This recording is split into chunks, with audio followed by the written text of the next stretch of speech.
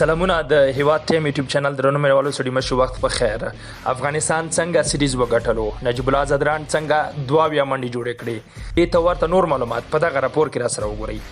افغانستان د نجیب الله زدران د غوره توپوهنې پر مټ زیمبابوې ته د ابوظبي سنشاین شلوریز لوبلړۍ په درېمه وروستۍ لوبه کې د 40 منډو په توپیر ماتې ورکړه.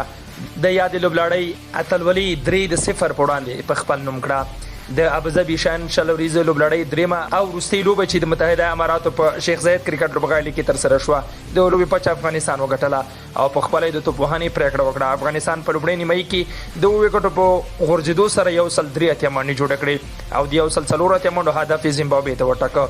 د افغانستان لپاره په توپوهنه کې نجیب الله زدران 22 چټکي نسوځېدلې منډې جوړې کړې.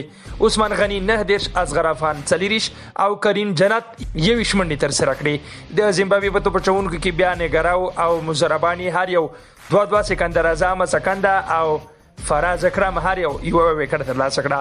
زیمبابوې لوبډلې د لوبې په دویمه نیمایي کې 104 منډو هدف تعقیب توپوهنه پیل کړه او د 15 وکټو په غورځېدو سره په ټکلو شل اورونو کې 114 منډې ترسره کړې او لوبې د 40 منډو په توپیر افغانستان ته وبایلله.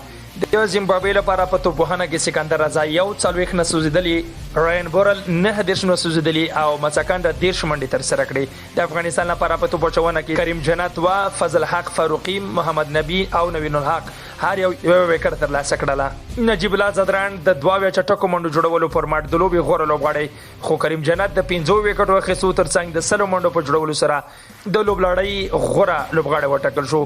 د یادونې وړ ده چې د لومړی ځل دی چې افغانستان په نړیوال شلوریز لوبو کې د کلین سویپ په ډول بریا خپل کړه.